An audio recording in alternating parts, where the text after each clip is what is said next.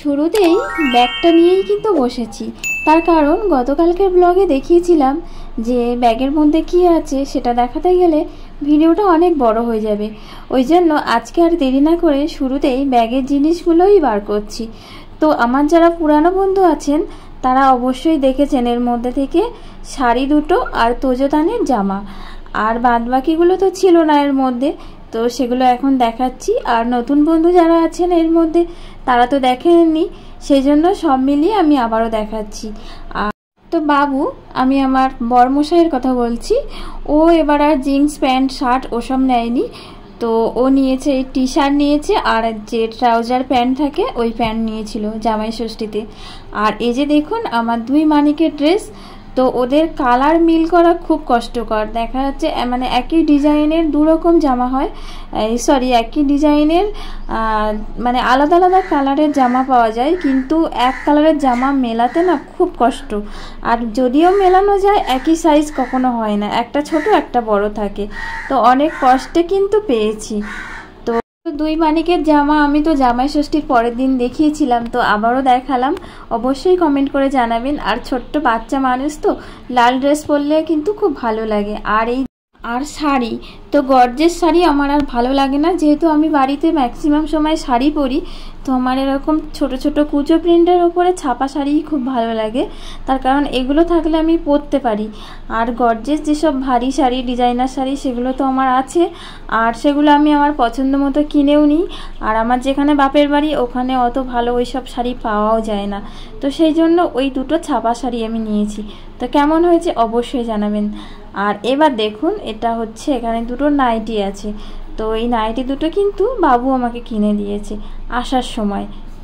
তো যখন নাইটি কিনছিলাম তখন আর ভিডিও করা হয়নি, তখন তোজো আর তানকে নিয়ে দোকানের সামনে দাঁড়িয়ে আছি, একটা বয়স্ক লোক এসে তার ব্যাগ দিয়ে আমার তোজোর মুখে এমন এক ধাক্কা মেরেছে পুরো মুখটা ফুলে লাল হয়ে গেছিলো, তো সেই জন্য আর ভিডিও করা হয়নি। ও কান্নাকাটি করছিল, তো রোদ্দুর হয়ে যাচ্ছিল, এমনি বাড়ি থেকে অনেক সকাল সকাল বেরিয়েছিলাম, তারপরে কোনো রকমে এই নাইটি নেওয়া। তো আমি তো অ্যালানকার নাইটি ছাড়া পরি না, খুব রেয়ার মানে খুব কম, মানে গোল গলা নাইটি যেটা সেটা পরি, না পরলে নয়।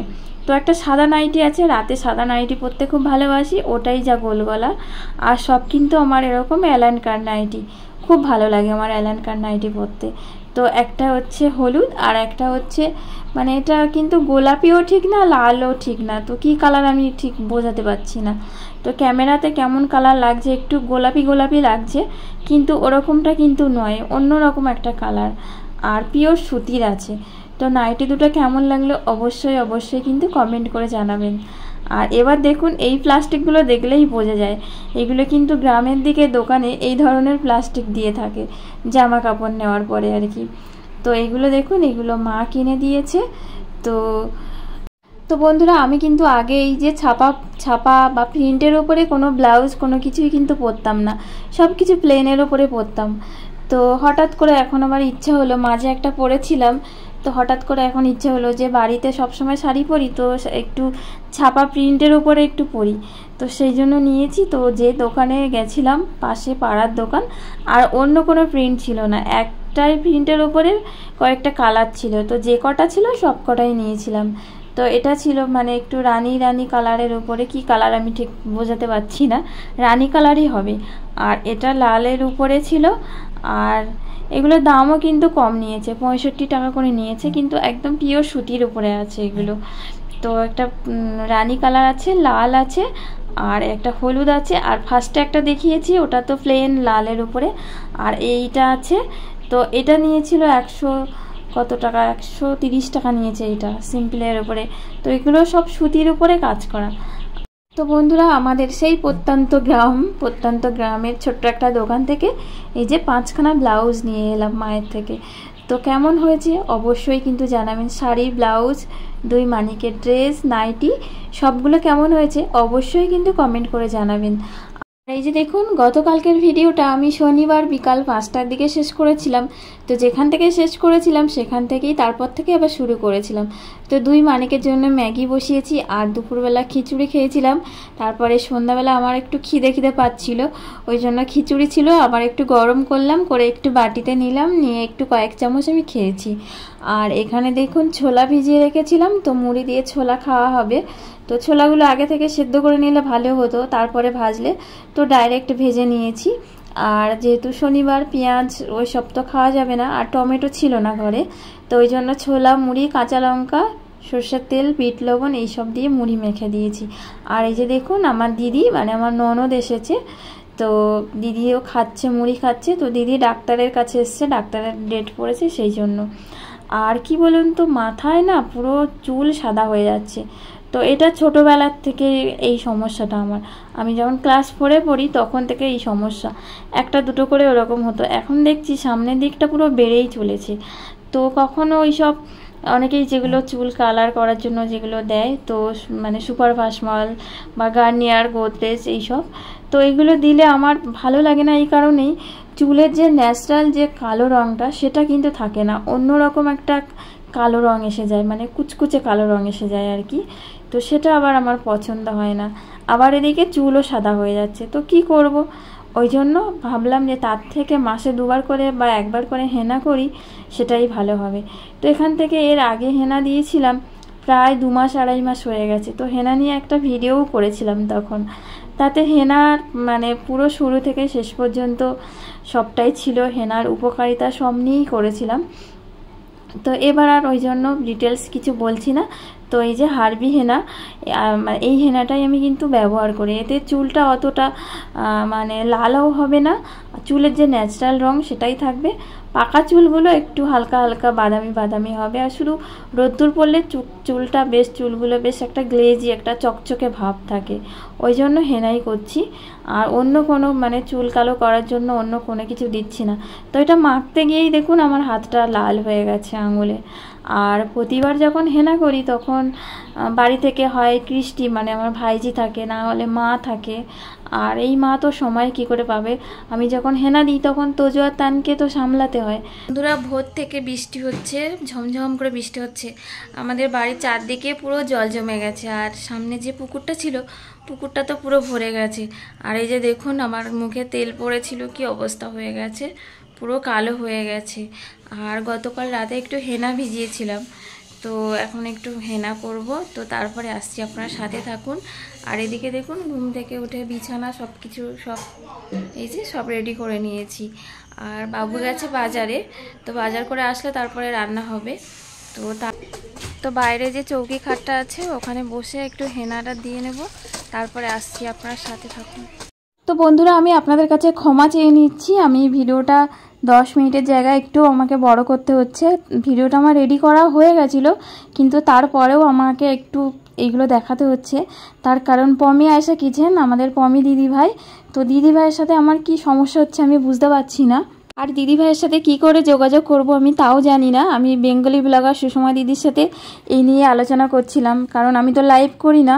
তো আমি কিন্তু দিদিভাইয়ের প্রত্যেকটা ভিডিও দেখছি, ফুল ওয়াচ করছি, বড় কমেন্ট করছি, আর যখন পাচ্ছি না 2টো করে কমেন্ট করে আসছি, কিন্তু দিদিভাই আমার কোনো কমেন্টই দেখতে পাচ্ছে না। এমনকি আমি দিদিভাইয়ের কমিউনিটি আছে সেখানে গিয়েও কিন্তু লিখে এসেছি। তো আমি সুষমা দিদিকে বললাম, তুমি কমেডির ভিডিওতে গিয়ে আমার কমেন্টগুলো চেক করো। তো সুষমা দিদি বলল যে না, তোমার কোনো কমেন্ট শো করছে না। আমি তো একদম মানে আকাশ থেকে পড়ার মতো। ওই জন্য দিদিভাই আমার প্রত্যেকটা ভিডিওতে এসে দুঃখ করছে যে বোন তুমি আমাকে ভুলে গেছো।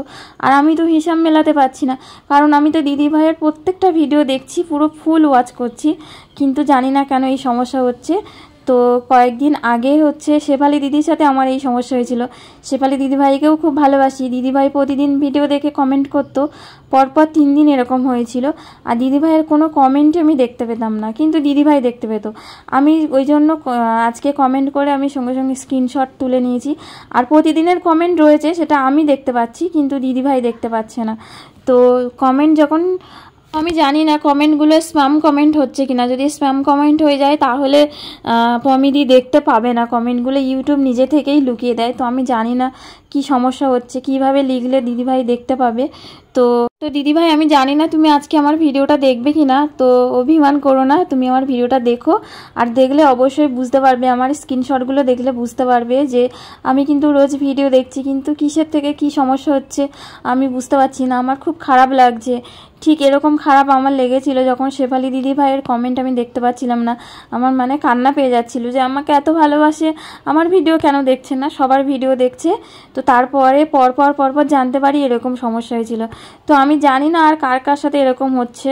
তো সবার ভিডিও তো দেখে আসছি, তো কে আমার কমেন্ট পাচ্ছেন না অবশ্যই একটু আমাকে কমেন্ট করে জানাবেন। তো দিদিভাই আমি তো মানে আমার তো মাথা খারাপ হয়ে যাচ্ছে, কি হলো কি জানি। আর বাংলাদেশে যত বন্ধু আছে সবার আগে পমিদি তোমার সাথে আমার পরিচয়। আর তোমার ভিডিও আমি দেখবো না তা কি হয়? তুমি আমাকে এত ভালোবাসো, কিন্তু আমি জানি না তোমার সাথে আমার কেন এরকম হলো। আমি কিভাবে বোঝাবো তোমাকে? আমি তোমার প্রত্যেকটা ভিডিও দেখছি। তো পমিদি তুমি আজকের ভিডিওটা অবশ্যই দেখো, আর আমি থাম্বনেলেও দিয়ে দেবো যাতে তুমি দেখো। আর এই যে দেখুন ভিডিও রিলেটেড আর কিছু বলা হলো না, তার কারণ হেনা করাও হয়ে গেছে। আর এই যে দেখুন নেট জাল, এগুলো আমাদের দেওয়ালে আমাদের জানালাতে দিয়ে দিচ্ছে। বর্ষার সময় তো জানালা দিয়ে আমাদের ঘরে তো আবার বুঝতেই পাচ্ছেন ওই সবের খুব অত্যাচার, ওই জন্য বাবু আর বাবা দিয়ে দিচ্ছে। আর আমি ফাইনালি স্নানও হয়ে গেছে, হেনা দিয়ে 3 ঘন্টার মতো ছিলাম।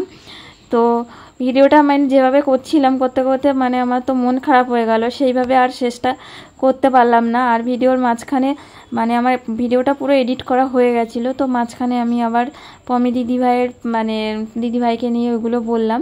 তো আপনাদের সাথে আর কার সাথে এরকম হচ্ছে আমার কমেন্ট অবশ্যই কিন্তু কমেন্ট করে জানাবেন। আর দেখি আমি পমি দিদিকে এখন আরও একটা কমেন্ট করব, সেটা যায় কিনা। নর্মাল কমেন্ট করব, হয়তো স্প্যাম কমেন্ট হয়ে যাচ্ছে, ওই জন্য এরকম হচ্ছে। তো সবাই খুব ভালো থাকুন, দেখা হচ্ছে আগামীকাল নতুন ব্লগ নিয়ে আসছি।